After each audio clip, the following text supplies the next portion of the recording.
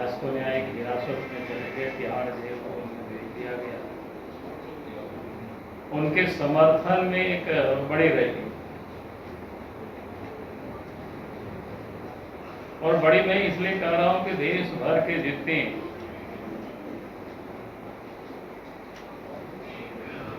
जो भ्रष्टाचार में जो लोग लिप्त हैं या भ्रष्टाचार के जो संरक्षक हैं, वैसे तमाम नेता वहां इकट्ठे हुए थे।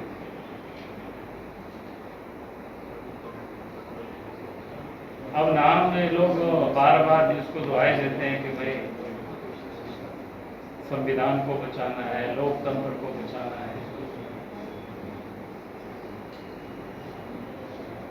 और वास्तव में उन लोगों की बात सुन करके लगता है कि लोकतंत्र को उन लोगों ने अपना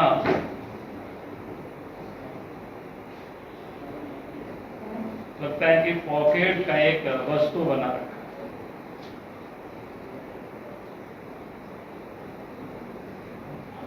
भाई लोकतंत्र में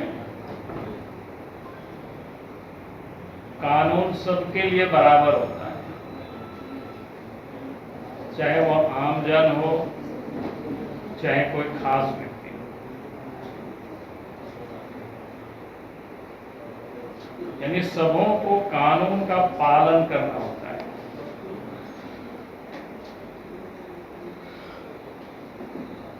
लेकिन जो कल की रैली में जो लोग उपस्थित थे, वो लोग क्या चाहते हैं कि खास लोगों के लिए देश में खास कानून बने,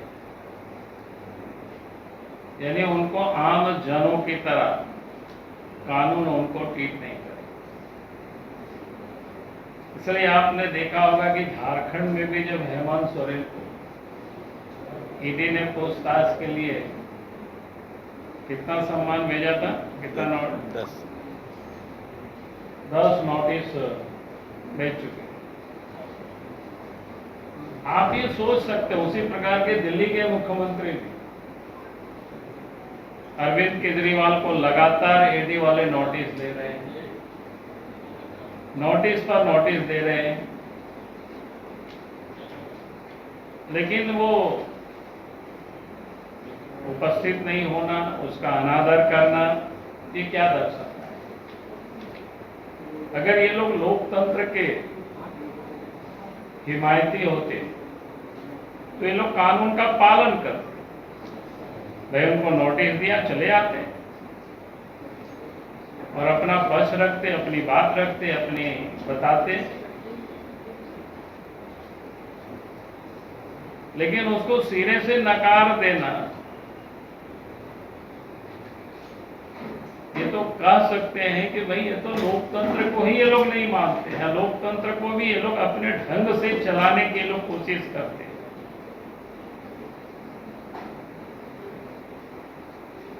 और जब कोई भी व्यक्ति कानून का जब कोई पालन नहीं करता है, तो फिर उनके लिए जगह तो वही होता है जहां अरविंद केजरीवाल पहुंचे हैं, जहां मनीष सिसोदिया पहुंचे हैं, सत्येंद्र जैन पहुंचे हैं, जहां हेमंत सोरेन पहुंचे हैं। वैसे लोगों के लिए जगह वहीं पर होता है। और आप मैं कह सकता हूं कि सही जगह पर वो सारे लोग पहुंचे हैं।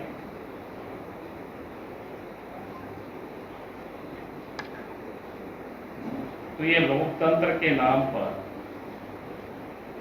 लोकतंत्र को ये मजाक बना देना, ये कहीं से भी उचित नहीं है, और देश की जनता उसको कभी बर्दाश्त नहीं करेगी। आप तो देश के प्रधानमंत्री नरेंद्र मोदी जी के नेतृत्व में मोदी जी ने साफ साफ कहा है, जिन लोगों की ने जनता की गाढ़ी कमाई का पैसा को लूटा है, या सत्ता में पहुंच करके जिन लोगों ने गड़बड़ किया है, तो उनसे पाए उसको वसूल किया जाए। और उस वसूली के अभियान में पिछले 10 वर्षों में इस देश के अंदर में 1 लाख करोड़ से भी अधिक की संपत्ति जब्त की जा चुकी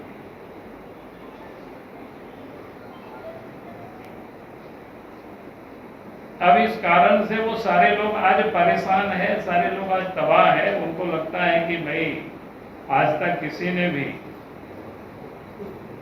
ये जो रसूखदार लोग हैं, उनको कोई छूने में, उनके यहाँ एजेंसी पहुंचने में एक शक्ति थी। लेकिन जब से देश के प्रधानमंत्री नरेंद्र मोदी जी बने,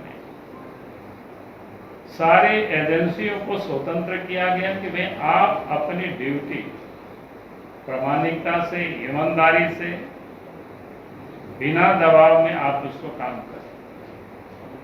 और जब से ये काम कर रहे हैं एजेंसी, चाहे ईडी हो, चाहे सीबीआई हो, चाहे इनकम टैक्स वाले हो, उस दिन से एनडीए अलायंस के जो नेता हैं सब लोग परेशान हैं, सब लोग बिलबिला रहे हैं, सब लोग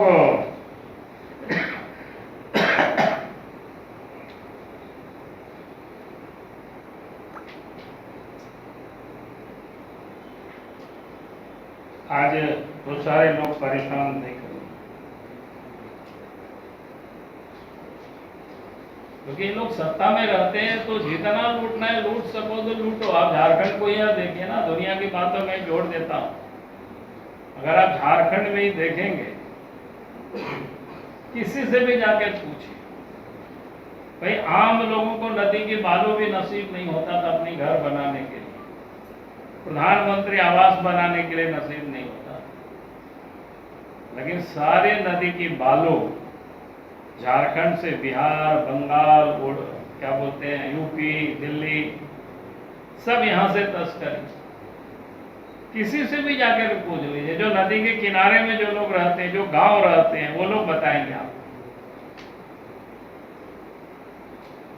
जितनी भी पत्थरें थे वो भी सारे इलीगल खदानें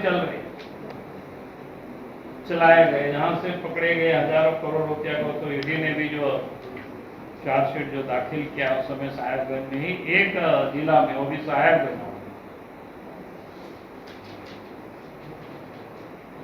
और बाकी पूरे राज्य में सब जगह ऐसे, चाहे कोयला की हो, चाहे पत्थर हो, बालू हो, जमीन हो।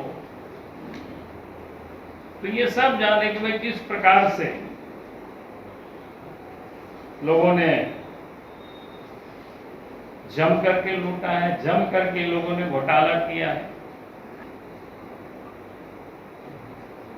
आगे भी जांच होगी तो आप देखेंगे, जैसे वो तो दारू का कांड घटना है वहां पर दिल्ली में, जिस घोटाला के कारण कई एक मनीष सिसोदिया, अब तो मुख्यमंत्री अरविंद केजरीवाल जेल चले गए। और आप देखेंगे झारखंड में भी जब उस दारू घोटाला की जांच होगी जिस दिन, यहां भी कई एक अफसर और मुख्यमंत्री भी नहीं बचे। यहां तो शर्तें बदल बदल करके लोगों को काम लोगों को दिया गया। आप सबको याद होगा उस वक्त भी हमने ट्वीट किया था, मुख्यमंत्री को हमने पत्र भी लिखा था, टेंडर क्यों रद्द किया गया, नया नियम क्यों बना, किसको टेंडर देने की तैयारी हो रही है, नाम तक का मैंने उल्लेख कर दिया। और बाद में फिर टेंडर हुआ तो फिर उन्हीं सारे कंपनियों को काम मिला, बिल्कुल स्पष्ट। तो ये लोग किस किस प्रकार के लोग हैं, कैसे लोग, अरे क्या बोलते हैं, जम करके, जिसको कहते हैं ना घोटाला करना, जम करके लूटना, ये लोग किस तरह से। अब ये लोग रो रहे हैं कि भाई मोदी जी हमें परेशान कर रहे हैं।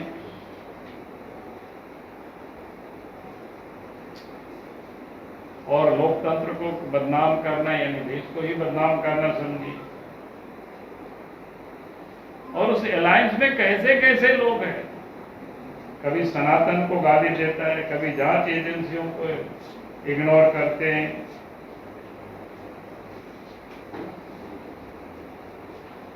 जनता को गुमराह करते हैं, भाई चोरी भी करते हैं, चिल्ला भी रहे हैं।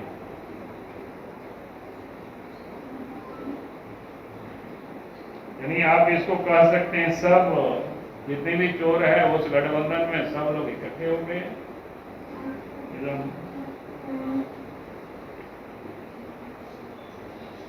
वो छाती जिसको बोलते हैं ना, पीट पीट करके कहते हैं कि यार भ्रष्टाचारी को बचाओ। यही तो एक अभियान है इन लोगों का।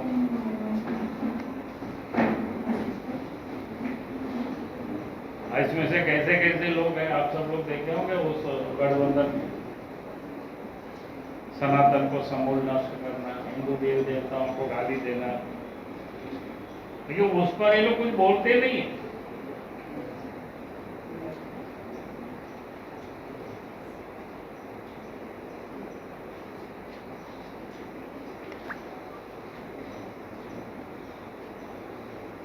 अब ये बार बार मोदी जी को गाली देते हैं कि मोदी जी फंसा रहे।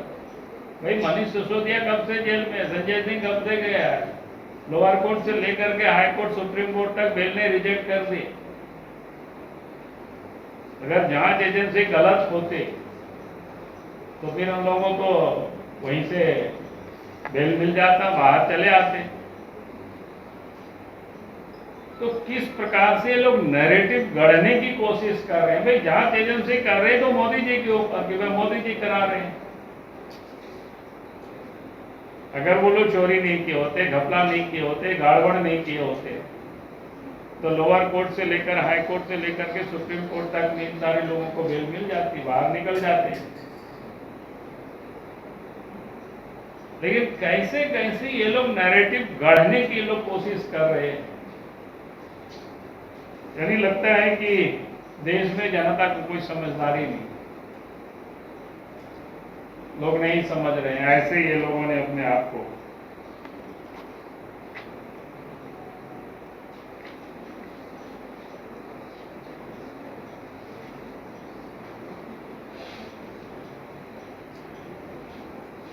दिल्ली के नेता तो हम लोग जानते ही हैं, वो क्या बोलते थे, खाटी ईमानदार। ये खाटी चोरी के आरोप में वो सारे लोग आ गए।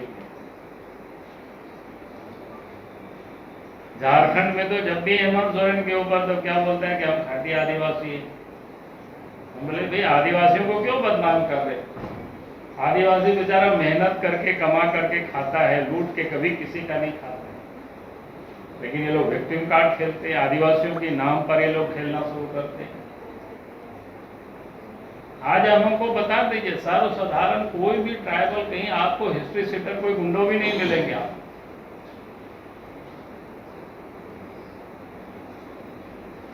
तो ये जो लुटेरों के संग मिल करके झारखंड को लूटना और फिर विक्टिम कार्ड खेलना आदिवासी के नाम पर, भाई आप चलेगा नहीं। घर के लिए ग्रोसरीज की जरूरत हो या चाहिए फल और सब्जी, डेयरी या बेकरी प्रोडक्ट्स चाहिए या beverages, snacks and branded foods चाहिए हो या ब्यूटी प्रोडक्ट्स, अब इनके लिए अलग अलग दुकानों की तलाश हुई खत्म, क्योंकि रांची में खुल गया है केस्टो मार्ट, जो रखे आपका और आपके बजट का ख्याल। हर सामान पर 5% की छूट, होम डिलीवरी की सुविधा भी। आज ही पधारें। Kesto Mart, one-stop solution for every customer's requirements. Call 9153989339.